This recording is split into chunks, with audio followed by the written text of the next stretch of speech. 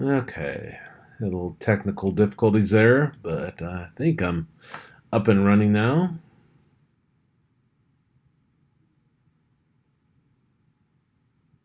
Okay, I got that go away.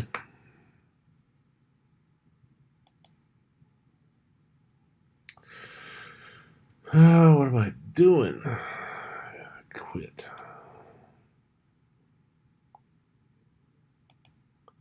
There we go. Now we've been working with strings to a certain extent. So today we're going to explore that further. String series characters such as hello world, or albatross.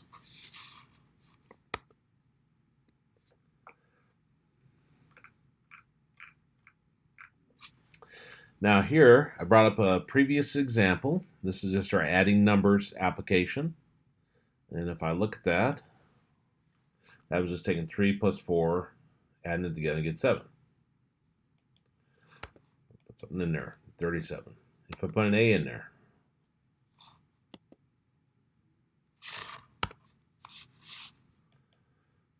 then it blows up.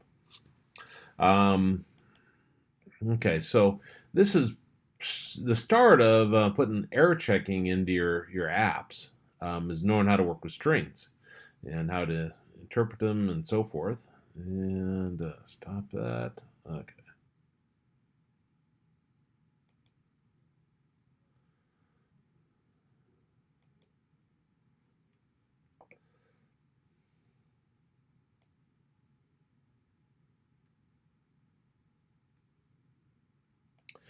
There you go.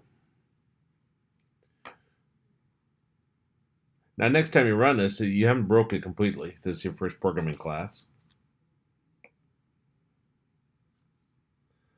Next time you run it, just bring up the app again. You put in the correct values, it works. So now here, we made the connection between snum1, for example, and snum2, saying they're string. String means you can have any alphabetic letter, and so forth. And then down here, when we put the int in front of it, well, that converted it. That converted it to a integer. And that's where the problem is if this contains something that isn't an integer, it potentially will blow up.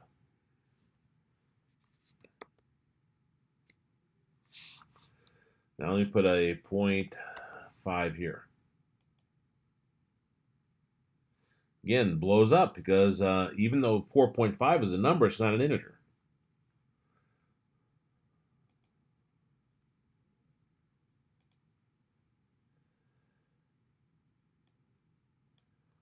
Okay.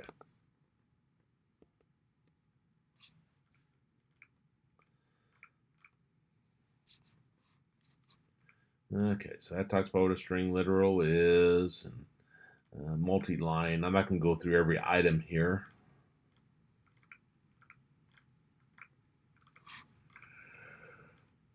You can put special characters in your string literals. /0 is a null character. // is a backslash. /t horizontal tab. /n is line feed. /r is carriage return. The quotation is double quotation mark. Problem is if I have something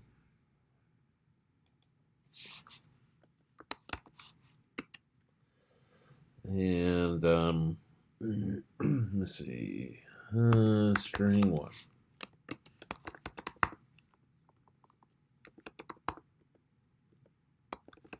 String 1 is equal to David. And if I want to put a slash in there, I want to put a double quote in there. Some of these will cause problems. For example, double quote will end the string, and it thinks it's got some extra here. If see which slash is it? Okay. If I put that slash, it potentially has a problem because it says invalid escape sequence. So how you get around is if you want to put a quotations in there, you do that. Now, it will not print a slash. It just puts the quotations in there. So, like if I said, let's see,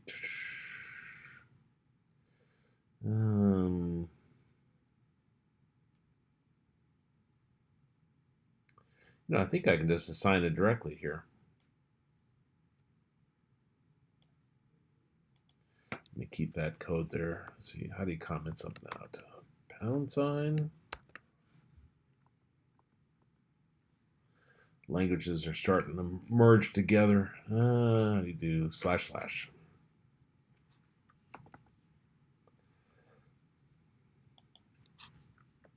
Since it's already a string, I should just be able to put it in there directly. String 1. Let's see if that's a true statement.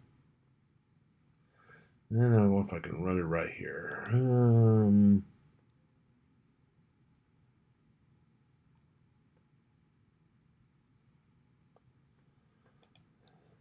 Put a slash on that. Slash on these. Or comment. Okay, so if I run that, see how it puts a double quotations in there. If I wanted a slash in there, I have to do //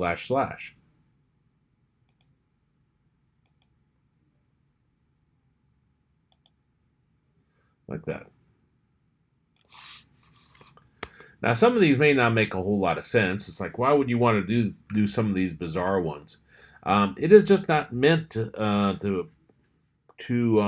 interface just with your screen, but to provide a way to interface like an app with another device. I'm not sure if you have this on iOS, to be honest, but if you wanted to somehow configure your iPhone to print to a printer. Some of you maybe have iPhones. You say, yeah, that's possible, or that's not possible, or whatever. Well, to do that, then you may need to send that printer special characters. The /0, the null character, might be something you need from the printer side for it to receive to know that something is coming after that that needs special attention. I programmed and this wasn't through an app, but I programmed this at IFR where I worked with a label printer. I think it was a Zebra label printer. And it was a nightmare. I had to send a bunch of special characters to get it to print like I'd want. So again, they're trying to give you that flexibility. You may never use those, but they are there. I guess if you want to print a heart, that's how you do this one right here.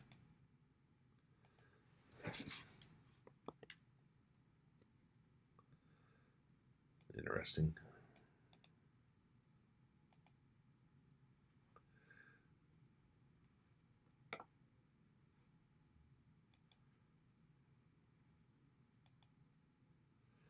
Put a heart on screen.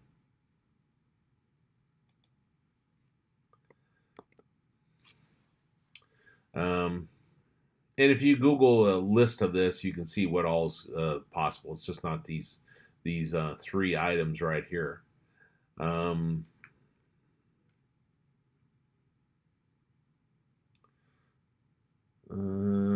I'd probably search for Unicode character set, list, or document, or something to find what all there is.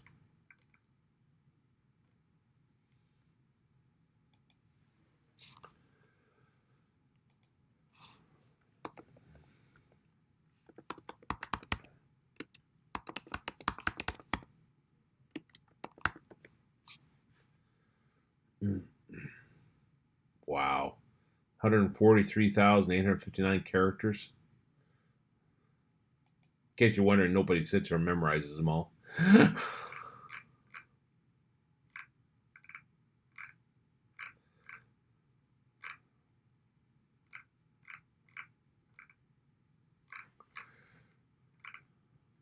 you're trying to do a copyright, 00A9.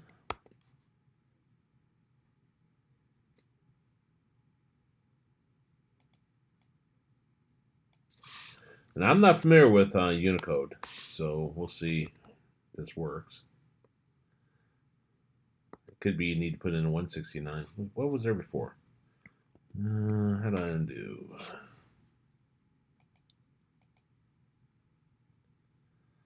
One F496.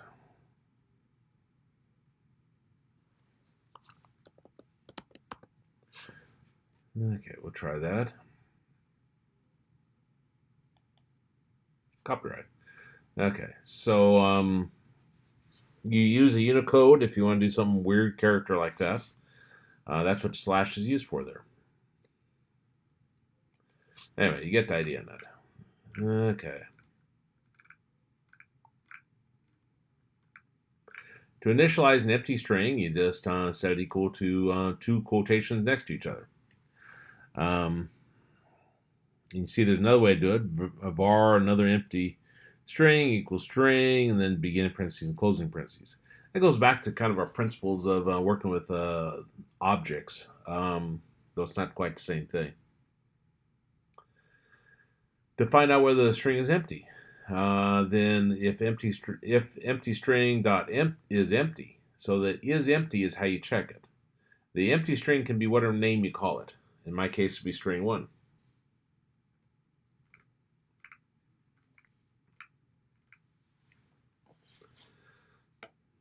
You indicate whether a particular string can be modified or mutated by assigning it to a variable. Just like how we did var variable string equals the horse here. Now this plus equals, that's concatenation.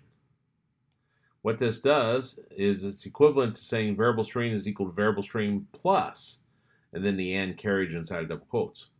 Concatenate always means you take one string, put another next to another string, and then you're assigning it or using it in some manner.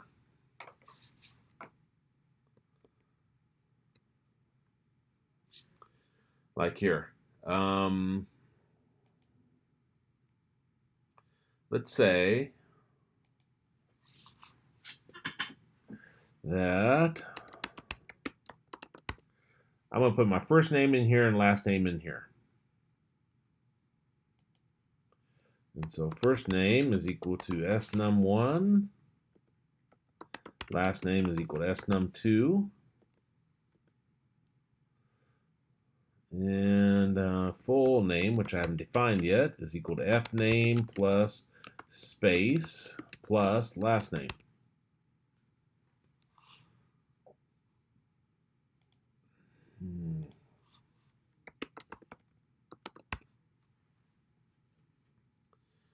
And then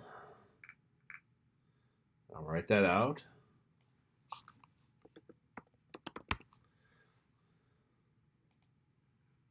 So if we come here and I'll put David Hayes, that's concatenation.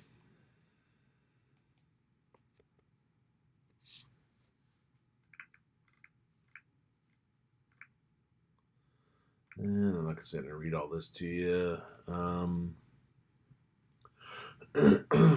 You can loop through it by a character at a time.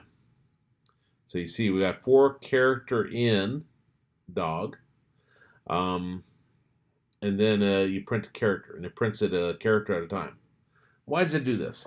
Well, in general, no matter what language you're working with, or most languages, I should say, most languages treat a string as an array of characters. And so when you're breaking it down with a for loop, it's assuming you're wanting to go through it a character at a time.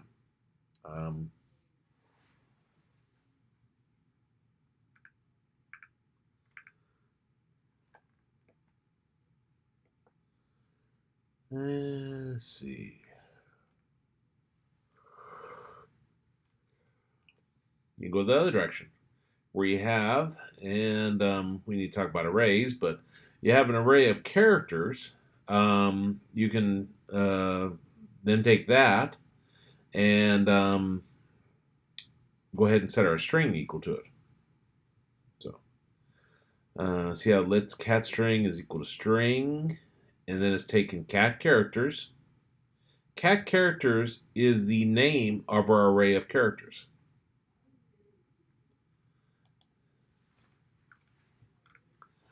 Talked about concatenating.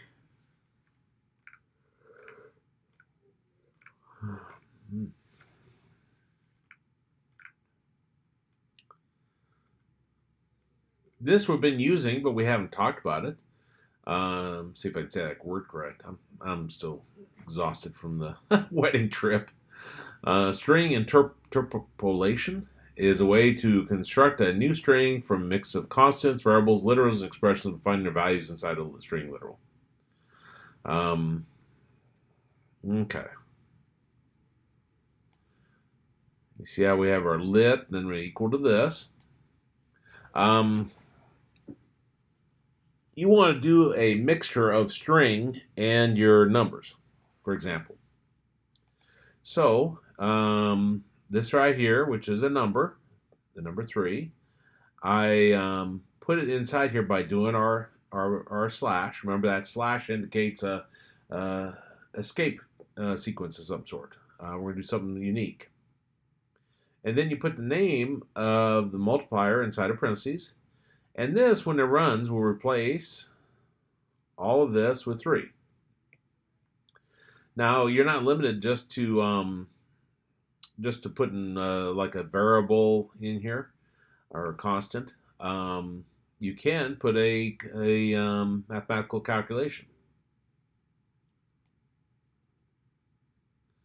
Now here, since we did not specify what multiplier is, we change it to a double.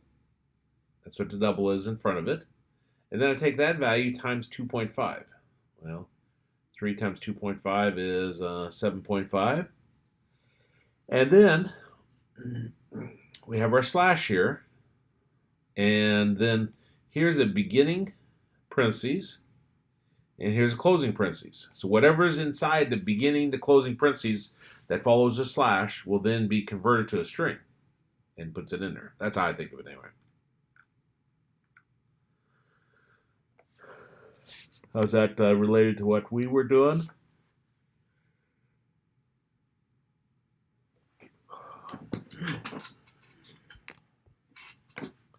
Down here, I brought the snum1 in as a string, and so I unwrapped it, converted it to an integer.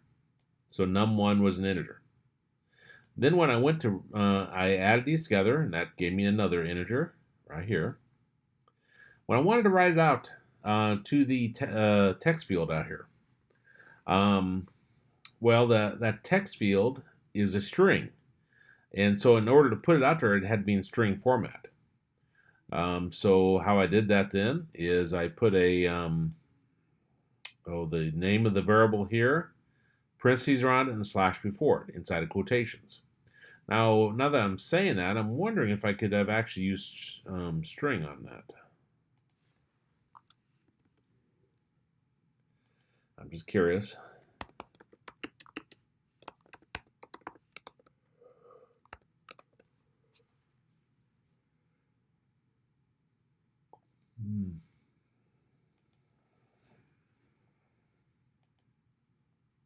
Yeah, good up. Okay.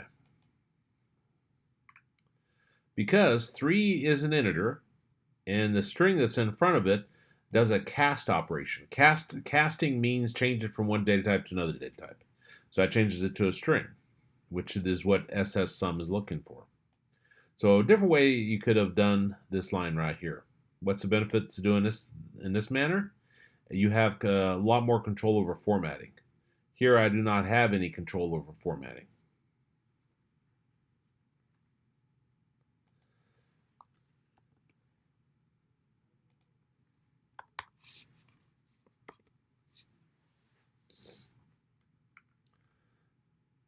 Interpolation. That's a math term even, so I should even be pronounce that. Oh well. Okay.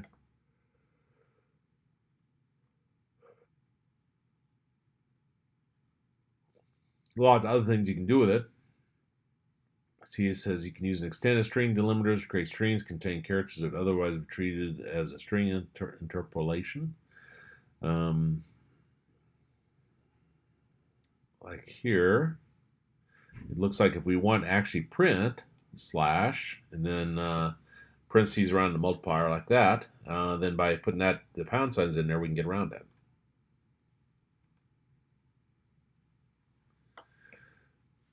Down here, I put the pound signs around the first part.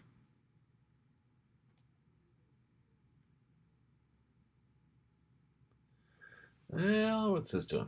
Let me think.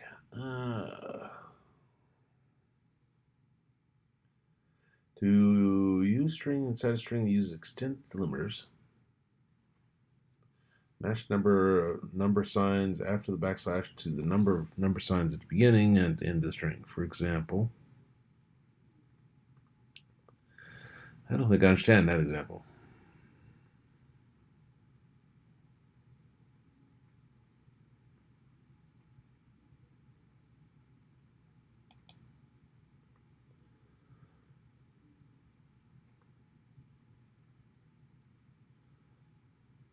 I understand that this one matches this one.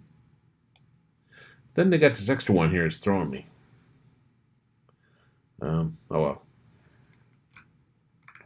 Okay, Unicode we talked about. Extended grapheme clusters. Single human readable character.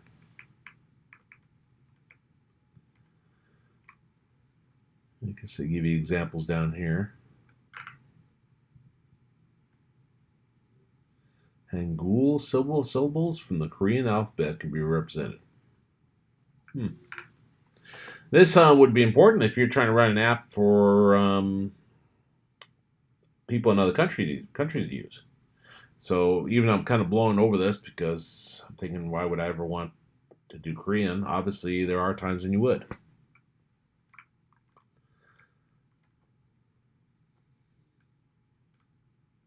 Now there's a count property here. We got our variable name and then dot count. So retrieve a count of the character values in a string. So if I came over here,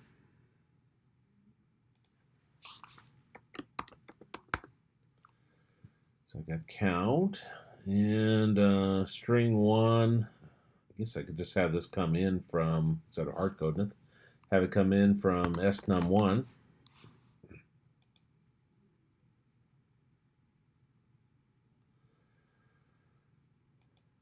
Okay, so then the count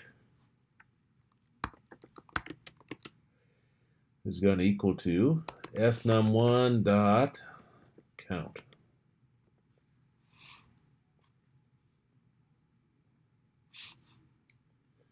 And if I write that out to sum,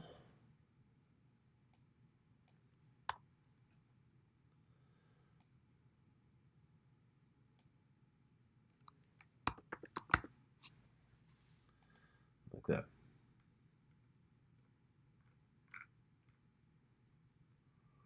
Okay, so let me clean this up a little bit.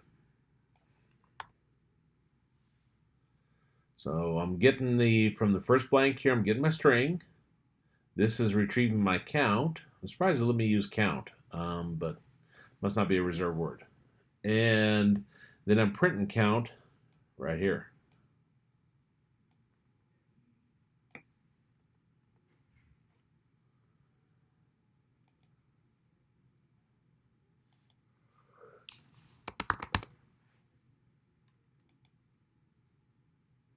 Then it comes back with 5.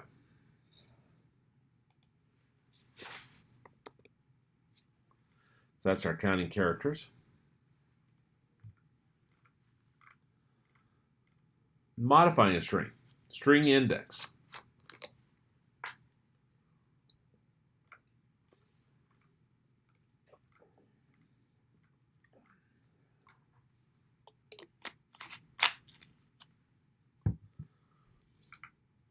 Okay.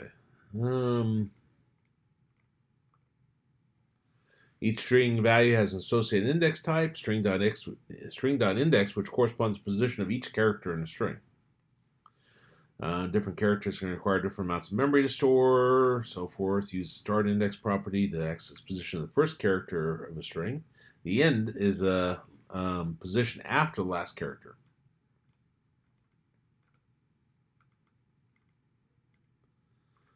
Okay, so if we do a dot start index, well, this is going to return 0, and we got brackets around it, and so that's going to return big G.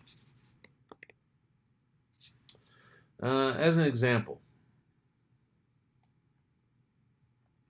my string is string 1.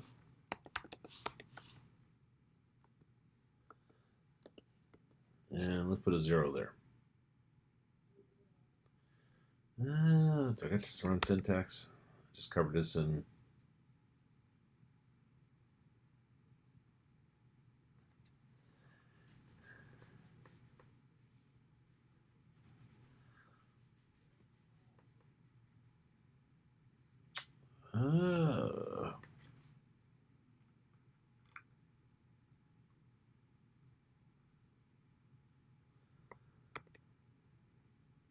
So let's say, can I assign a type character? Oh.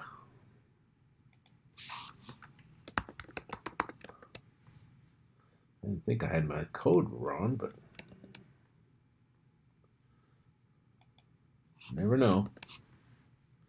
Will that convert to a string, though? Cannot subscript string with an integer. Use a string.index instead.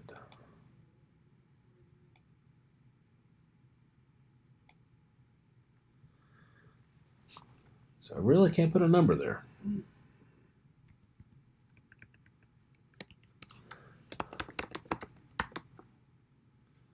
Index.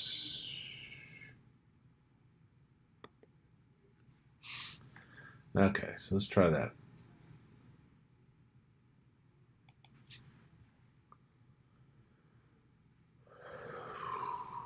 Put something extra in there.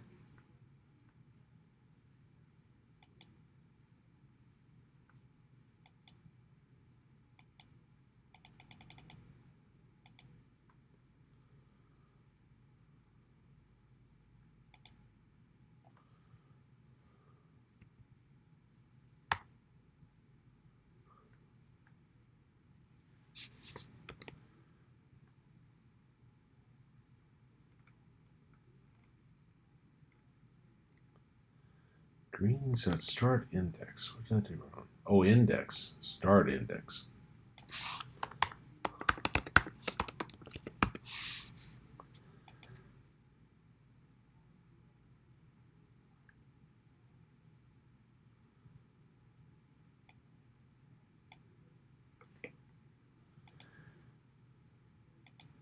String 1. What is there? Okay. Clicking at the end and it's putting before. Okay, what else is wrong? Your string name, bracket, string.start. Oh.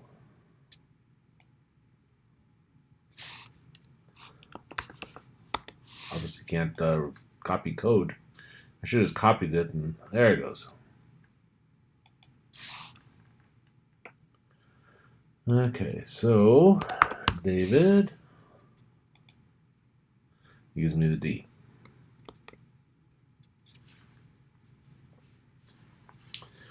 That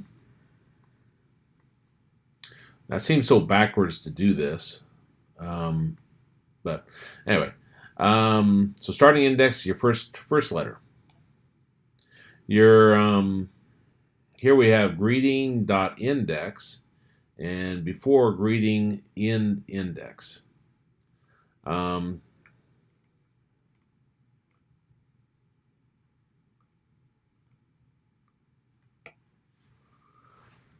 Where's it tell you here?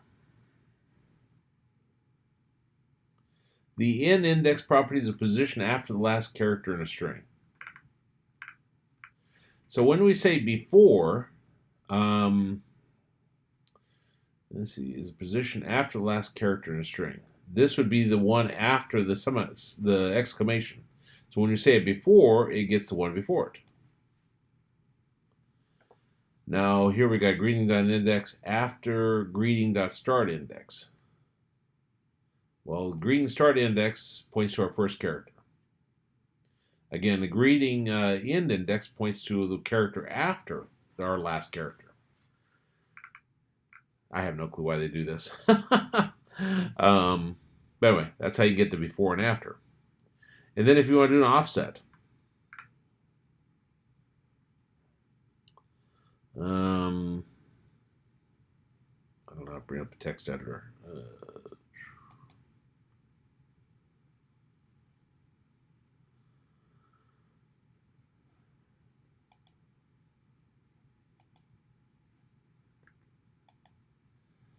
Oh well, I'll do it right here, I guess.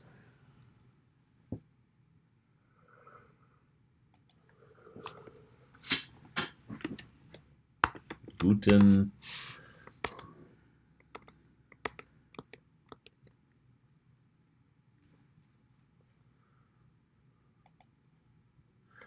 Tag.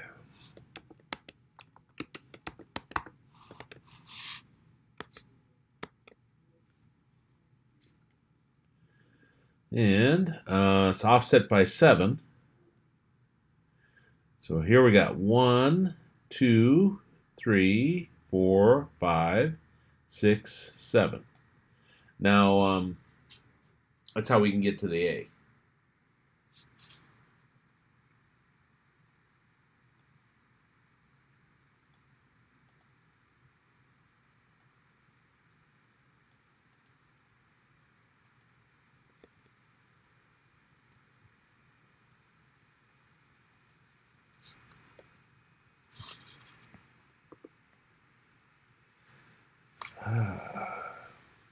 I don't think I'll ever get used to Mac. Control V doesn't work. Paste. There we go. Okay, so I want to copy it this time so I don't spend so much time on this. Okay, sum is equal to string dot index.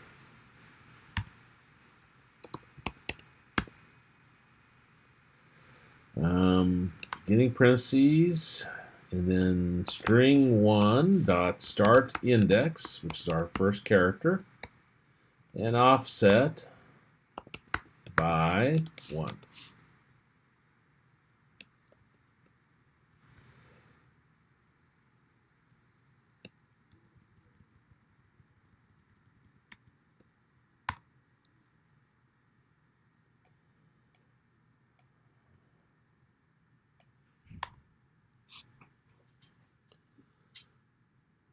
What doesn't it like now? No exact matches and call to initializer.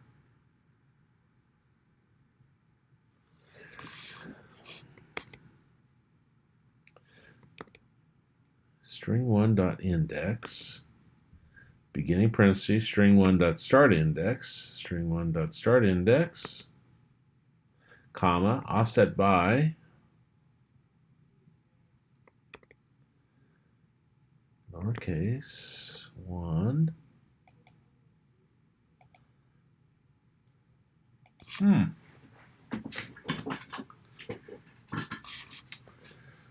I would have swore I'm copying what they're saying. Maybe I don't need the string here. Did I declare sum as a... Yeah, it's a string. Never mind.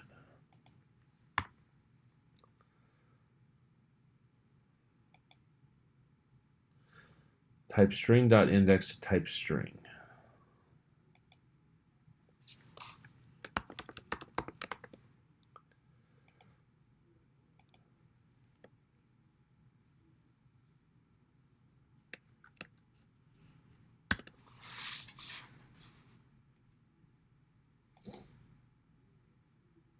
I don't know what that means, to be honest. I'm typing their code in exactly like they have it. Oh, wait a minute. See, let index equals...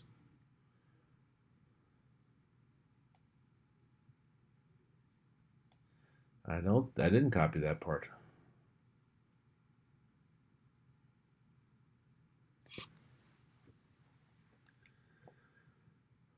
Greeting index.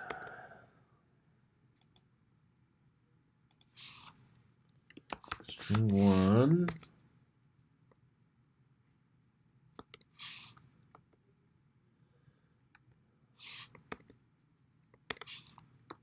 Index. Now, if that didn't do it, I don't know. Okay, even though I had it copied, I still didn't get it right. Let's see. Expected separator.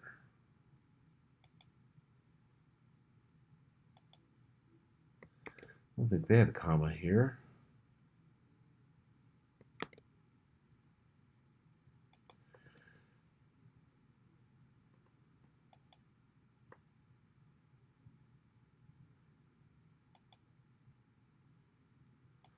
Ah, well. I won't show that example. I'm not sure why they got the wrong code in there, but I think I'm copying exactly as they show it.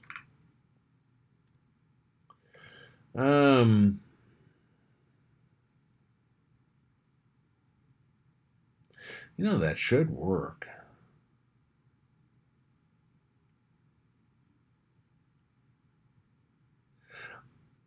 Oh, I see. Lit index. This is returning the number.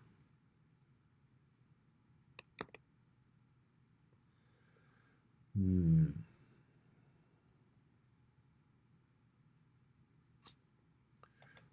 I can undo it. Put my code back.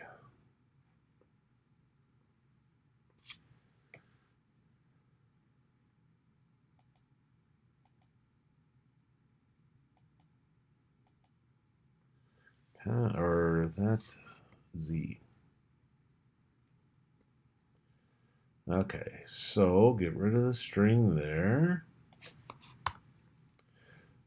Because that's returning the index.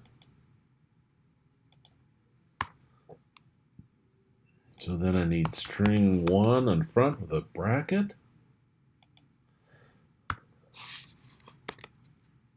That's what they're trying to show right here. And then a string.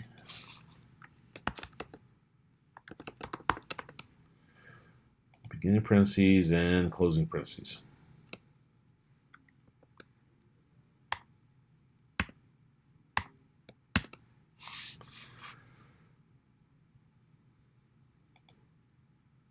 Extra argument in the call. I guess I'll give up.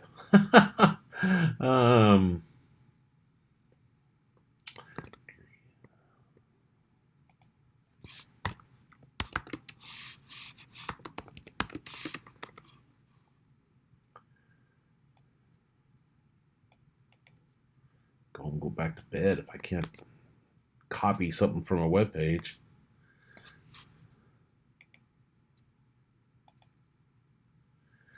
Okay, so replace greeting with string 1.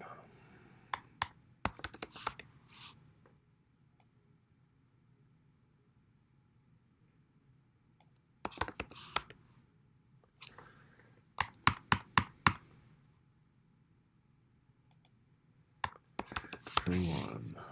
Okay, that's start index.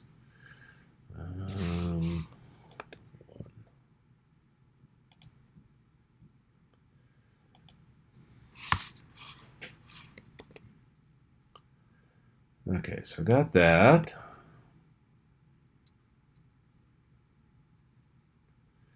What doesn't it like?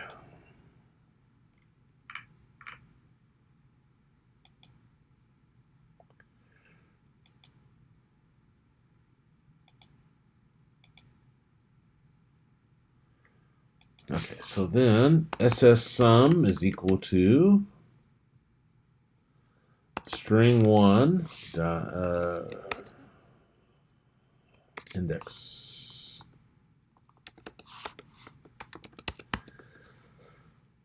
And get rid of all this.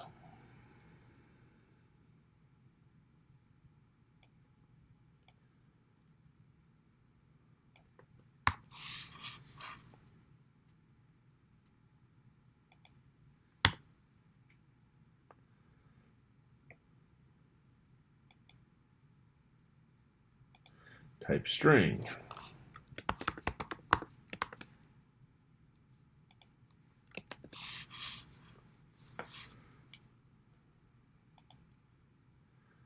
Okay, that's a little bit painful. Okay, so David. And returns A. So if I change this to 0,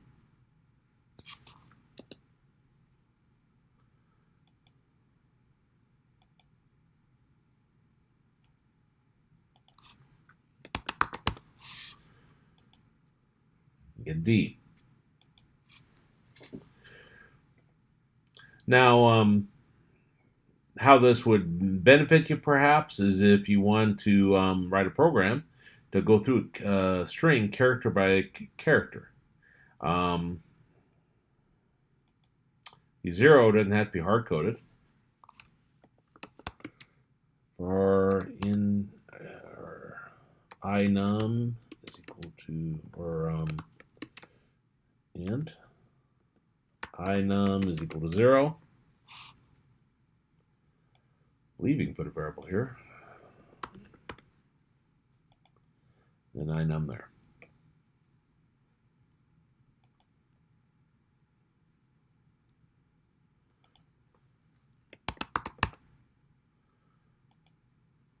And see, this gives me D.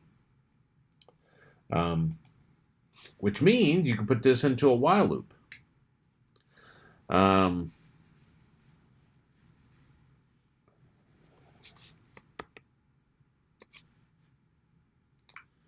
Okay. I think this is probably the most useful one here because this allows you to loop through the entire string. Now here, this one is looping through. For index in greeting.indices, use the indices properties to access all the indices of the individual characters. And then I got print and greeting index and then a space. Now, you see how all these have spaces between them. So this is another way to go through it character by character. Now, the assignment on this is for this week, and we're going to cover a little bit more. But the assignment this week is I want you to write an app that has a text field where you bring in a string here, and I want you to go through and count how many vowels there are. Now, this is just printing this, but you can do an if statement on it. So you can check to see each individual letter what it's equal to. So imagine instead of this print here, you have an if. And you would check if this, ignore all the rest. This is the important part here. Ignore the print, the slash, the double quote. This is the part here. This would be in our if statement. If greeting index is equal to A, and then you could count how many A's there are. If it's equal to E, if it's equal to I, and so forth. And then you can count that. And that'll go through and count how many you have. Now, what I don't know, I think what that returns right there is a single character. I don't think it returns a string. So if you want to do a comparison with a string, you have to convert it to a string. If you want to do a comparison to the character, then I believe you just put single quotes around for a character. For example, I don't think I've defined a character for you before. C1. I thought it was just a character. I must be thinking of another language. C1 is equal to A.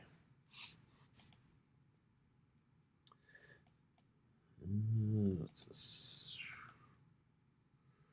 Found, use, replace A with that.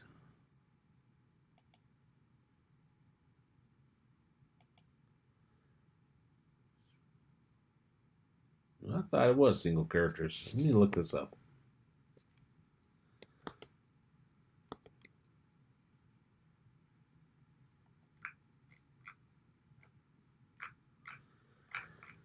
Go over here. Go to Google. Swift character data type.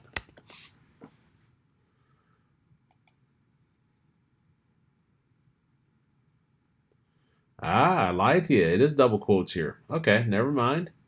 Use the same as a string.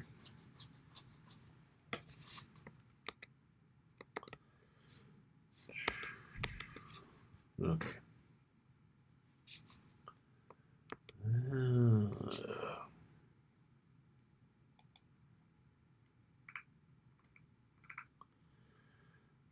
You can insert and remove based upon the index. And see here, we got var welcome hello, and we do welcome.insert, and we got our exclamation, and we do the at welcome.end index. Remember, the end index is the next position after the last one, so it's one after the O. And then what it does is it puts that on at the end. So you may have wondered, well, why doesn't the end index point to the last character? Well, it's kind of there so you can build, so you can add more characters on. Now you can do an insert, and you got your contents of, and we got there. And what's this say? Before the welcome index.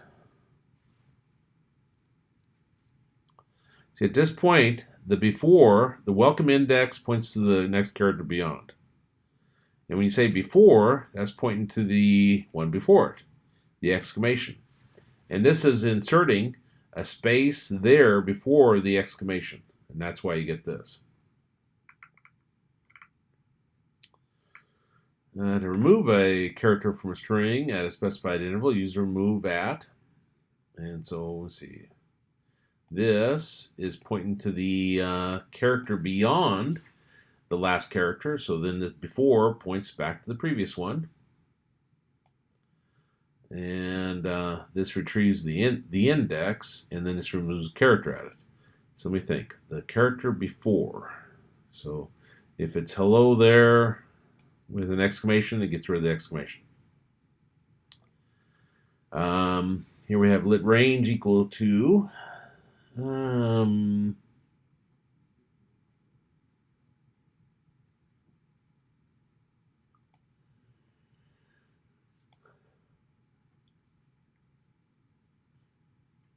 okay, the end index is one beyond. Okay. And then this goes back 6 characters. Let me see. 1, 2, 3, 4, 5, 6. Okay, and that's why it equals hello. I went one too far, but there's 5 and there's 6. So it comes up with the range that we put in there.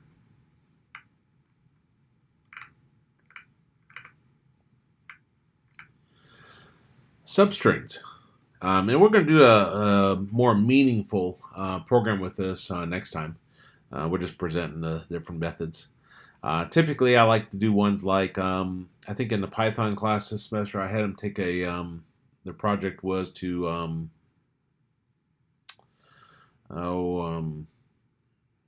take something formatted as a phone and separate the numbers out of it, just to practice with it. But substring allows you to pull part of a string out and assign it to something else. Okay, so we got our hello world here. Got our first index of, and then our comma, and then a greeting index. Okay. The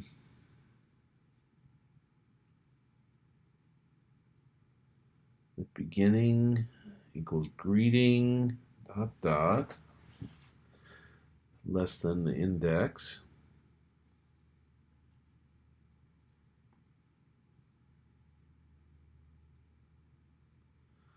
Trying to remember what this part does right here. I think it specifies where to look.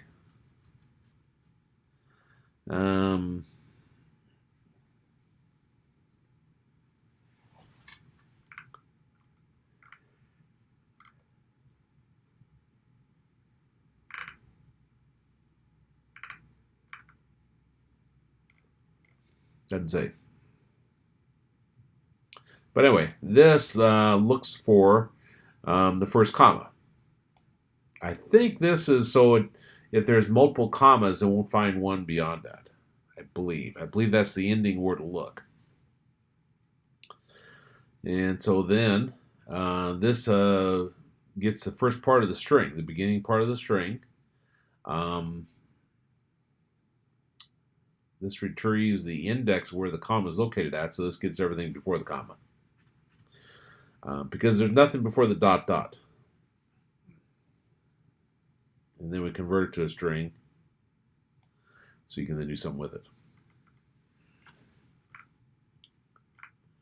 They're not as pretty as other languages. I think their string manipulation in Swift is very, very challenging.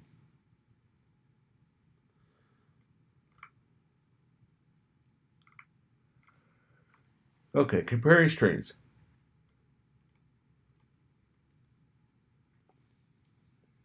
So we're a lot like you and I, and we're a lot alike you and I, period.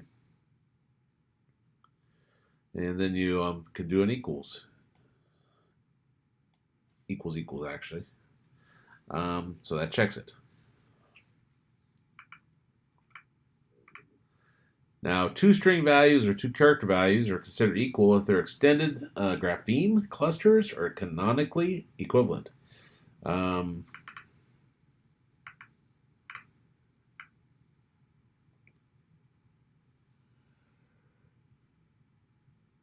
Interesting. We're not going to program other languages, so I'm not going to go into that.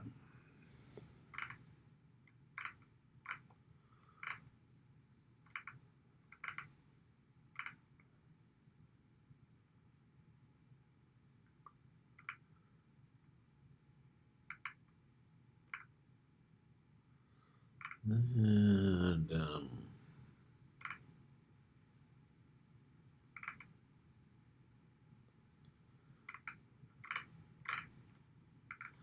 yeah, I think that's where I'm going to stop. I was trying to figure if I could work a meaningful example or with those, but I don't think so. Okay. Next time we'll pick up talking about Unicode representations of strings, and we'll actually do something meaningful. I'll put something on a text field like comma separated values, like 3, 5, 73, 85, and we'll separate those off. Oftentimes when you have somebody input data into an app, you need to parse it out. Like if they put a date in there, for example, you got to figure out how to work with the month, day, and year. Anyway, we'll stop there. The only assignment will be the project I mentioned about adding or counting how many vowels there are in a string.